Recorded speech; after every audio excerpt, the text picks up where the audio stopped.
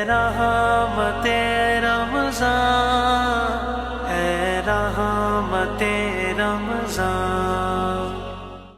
नाज़रीन कराम, रहमत रमज़ान इफ्तार नशरियात में आपका एक मरतबा फिर खैर मकदम है।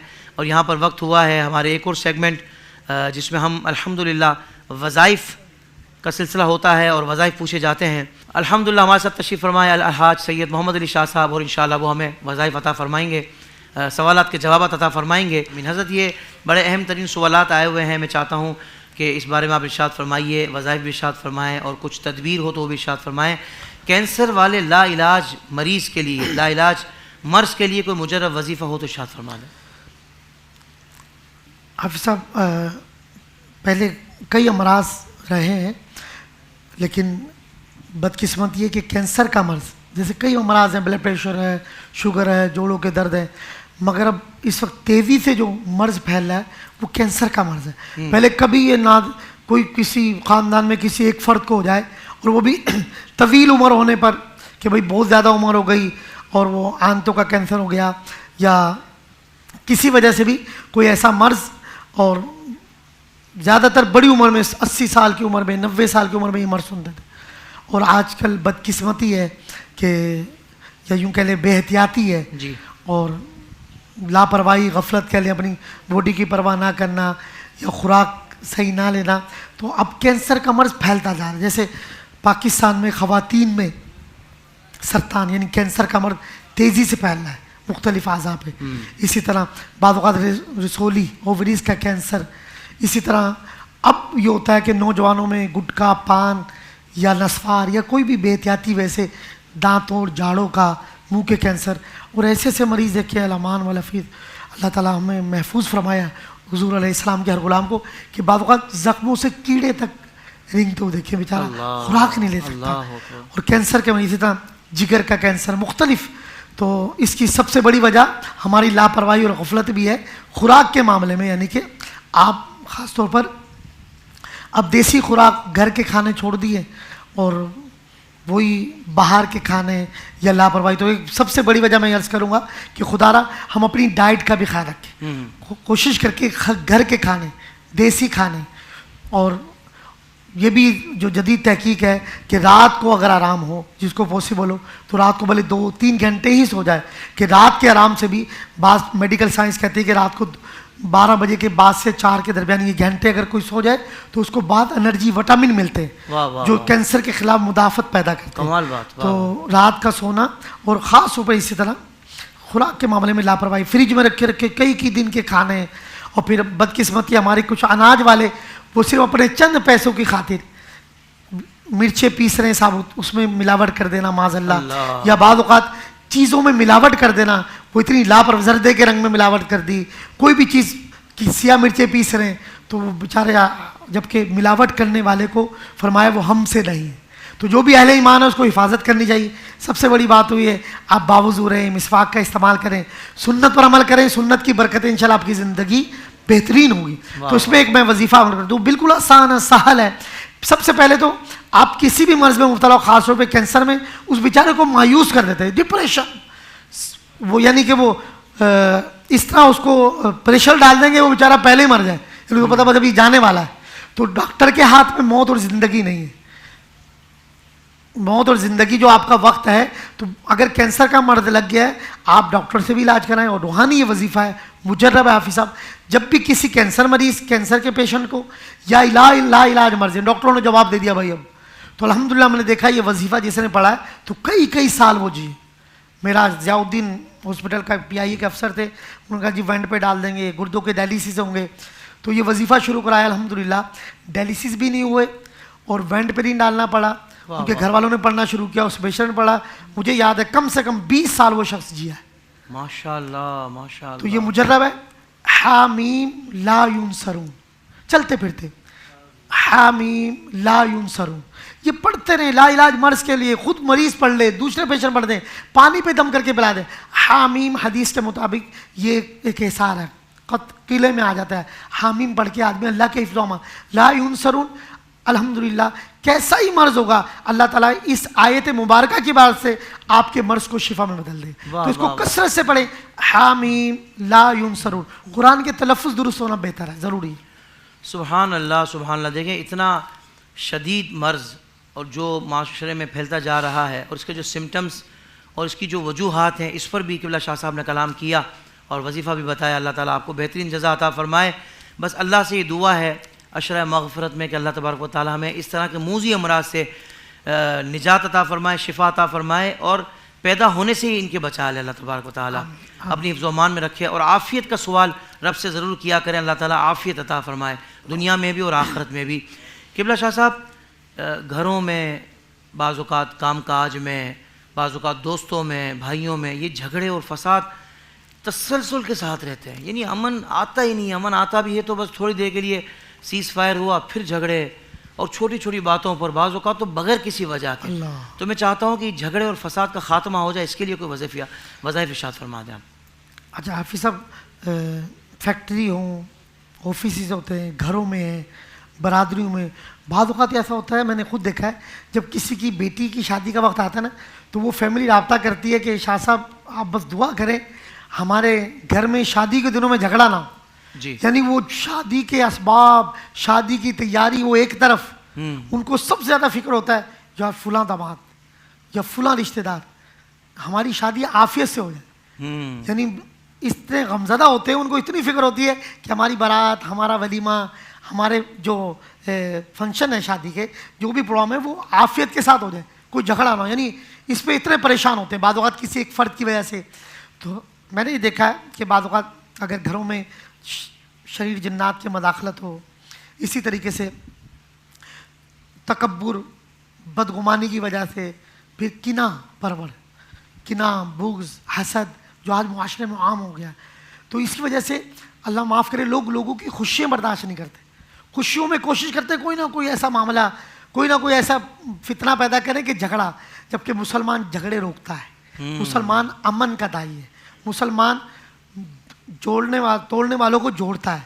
اس لیے فرمایا جو تجھے محروم کرے تو اس کو عطا کر, جو تجھ سے توڑے تو اس سے جوڑ. تو یہ مومن کی شان بیان کی گئی.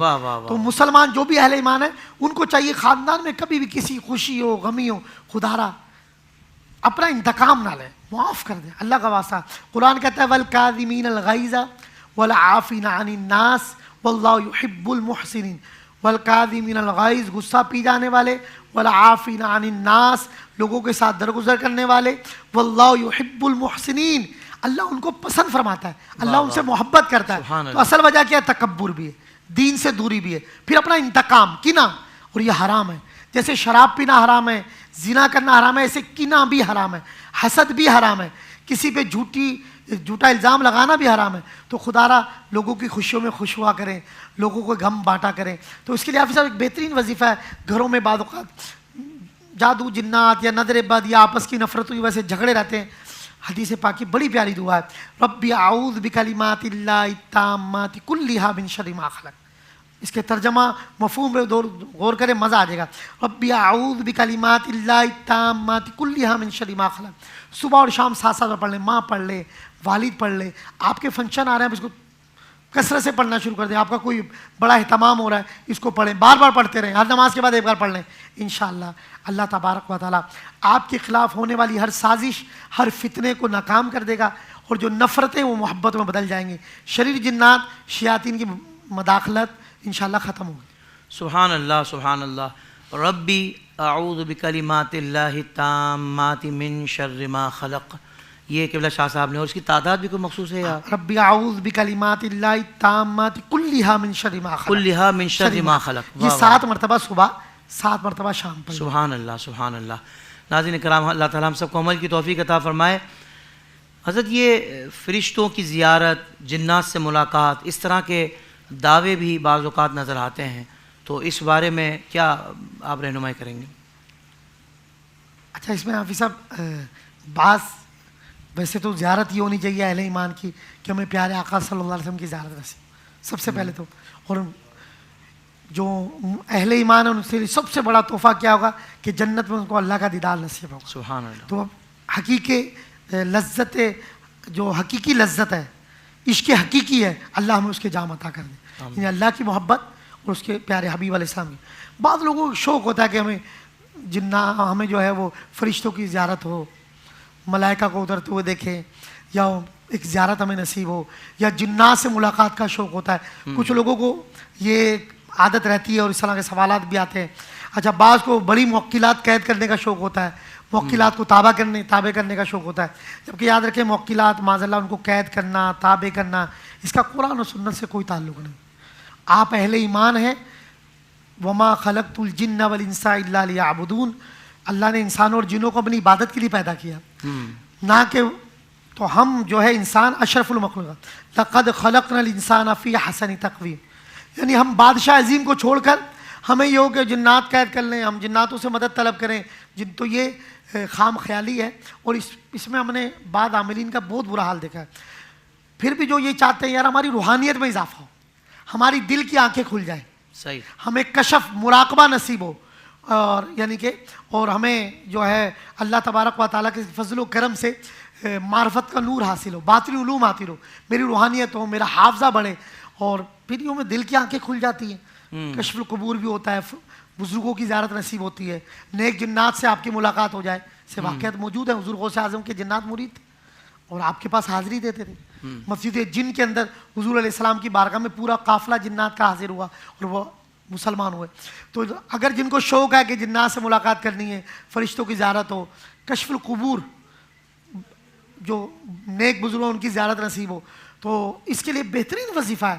اور بعض نے لکھا ہے پیارے آقا صلی اللہ علیہ وسلم کے جلوے نصیب ہو، تو اس کے لیے سورہ انشرح، الم نشرح لک صدرک، صبح اور شام 7 بار پڑھ لیں، ہر نماز کے بعد 1 بار پڑھیں، کثرت سے پڑھنا شروع کر دیں۔ ہم نے دیکھا سورہ انشرح، الم نشرح کا جو عامل ہوتا ہے یعنی اس کو کثرت سے پڑھتا ہے تو الحمدللہ اس کی دل کی آنکھیں کھل جاتی ہیں، اس کو کشف، مراقبہ، مہارت حاصل ہوتی ہے، اور اللہ تبارک و تعالیٰ اس کو روحانیت سے، معرفت کے نور سے مالا مال کرتا ہے۔ سبحان اللہ، سبحان اللہ، سبحان اللہ، کیا کہنے قبلہ شاہ صاحب، آپ نے بہت خوبصورت گفتگو فرمائی ہے۔ ایک اور سوال شامل کر لیتے ہیں کہ بے سکونی دور کرنے کے لیے، اب بے سکونی والا معاملہ بھی حضرت ہے، یعنی کہ ایسا نہیں کہ مال نہیں ہے، مال بھی ہے، دیگر نعمتیں بھی ہیں، سب کچھ ہے، سکون نہیں ہے۔